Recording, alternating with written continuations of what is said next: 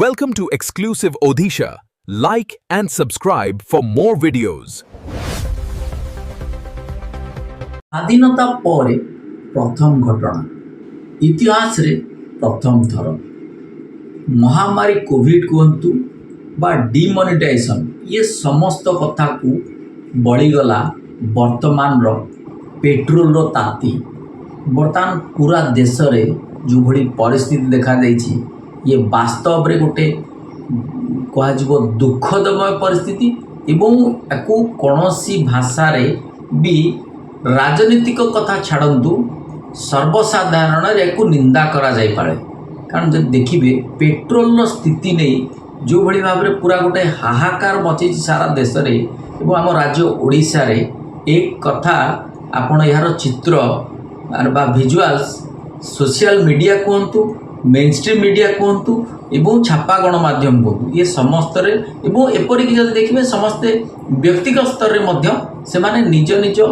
page रे ये photo व भिजुआल्स एवं निजर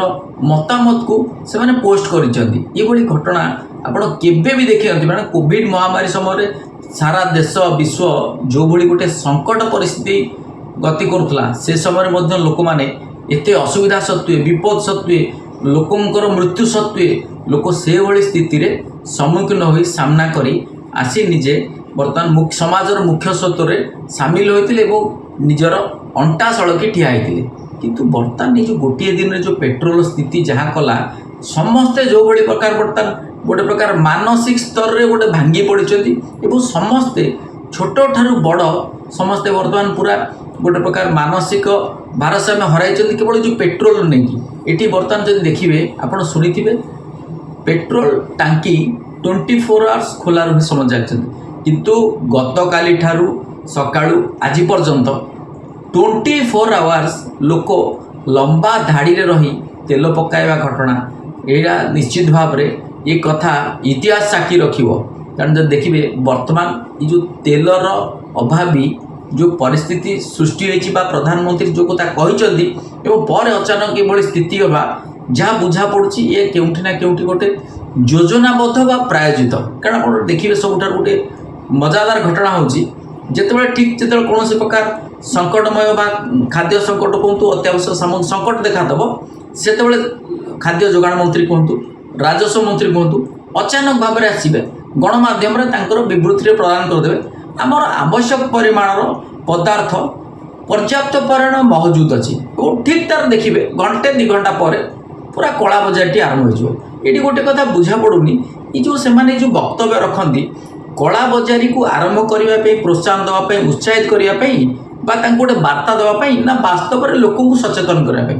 जदि से लोक सचेतन करती ताले सरकार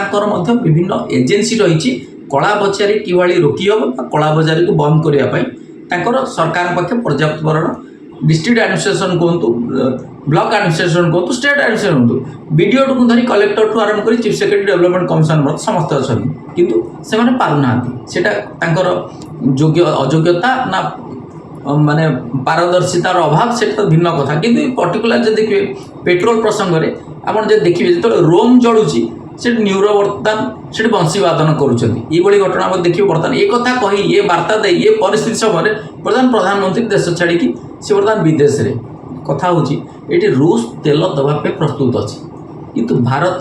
तेल नवापाई कहीं प्रस्तुत नहीं एक कथा ये बुझा पड़ूनी कि साधारण गोटे प्रकार चर्चा है कि कौटे सरकार केंद्र सरकार ईवी कंपनी मान सहित गोटे बड़ धरण डील कर गोटे सब मजादार कथा आप देखिए एगुड़ा सब माने कौन सुजोग ना संजोग गोटे प्रकार माने लुट करने दुर्नीति करने देखिए ईवी कंपनी बर्तमान तेल समस्या है लोक मैंने तुरंत गले सकाल समस्त ईवी गाड़ी किनापी मन बड़े बा ईवी शोरूम में पहुँचले ईवी शोरूम कहला जे आप मसे ऊर्ध समय लगे गाड़ी किनापी तो अर्थात मैंने आप समस्या ठिया हे 40-42 डिग्री लाइन लगे तेल ने हैरान हे किंतु आम बर्तमान एसी रूम रे बसी मजा करूँ कारण सरकार